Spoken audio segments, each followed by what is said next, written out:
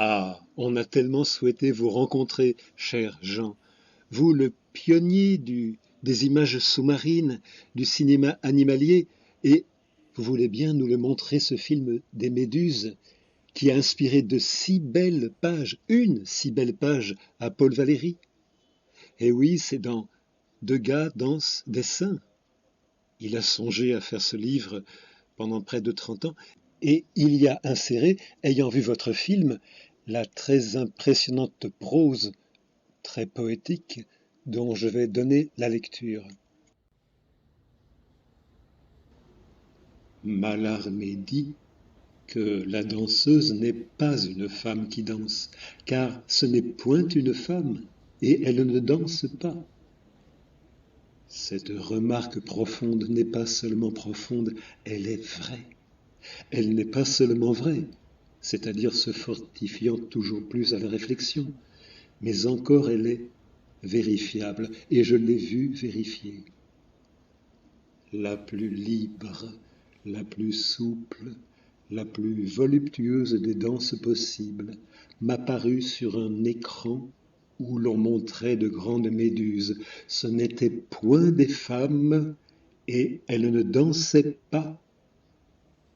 Point des femmes, mais des êtres d'une substance incomparable, translucide et sensible, chair de verre follement irritable, dôme de soie flottante, couronne hyaline, longue lanière vive, toute courue d'ondes rapides, franges et fronces qu'elle plisse, déplisse, cependant qu'elle se retourne, se déforme, s'envole, aussi fluide que le fluide massif qui les presse, les épouse, les soutient de toutes parts, leur fait place à la moindre inflexion et les remplace dans leur forme.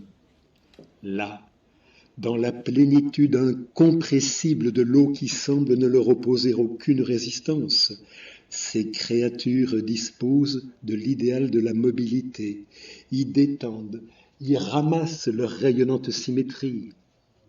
Point de sol, point de solide pour ces danseuses absolues, point de planche, mais un milieu où l'on s'appuie par tous les points qui cèdent vers où l'on veut. Point de solide non plus dans leur corps de cristal élastique, point d'os, point d'articulation, de liaisons invariables, de segments que l'on puisse compter. Jamais danseuse humaine, femme échauffée, ivre de mouvement, du poison de ses forces excédées, de la présence ardente de regards chargés de désir, n'exprima l'offrande impérieuse du sexe, l'appel mimique du besoin de prostitution comme cette grande méduse, qui, par saccades ondulatoires de son flot de jupes festonnées, qu'elle trousse et retrousse avec une étrange et impudique insistance, se transforme en songe des rousses, et tout à coup, rejetant tous ses falbala vibratiles, ses robes de lèvres découpées se renversent et s'exposent furieusement ouvertes.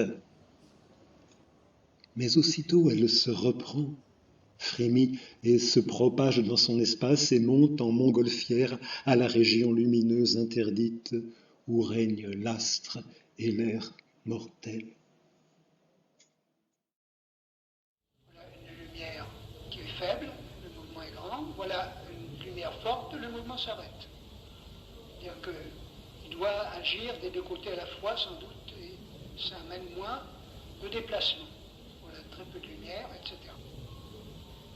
Alors, si nous prenons du Soudan 4, nous avons des manières extrêmement vives et violentes, coloration en plus.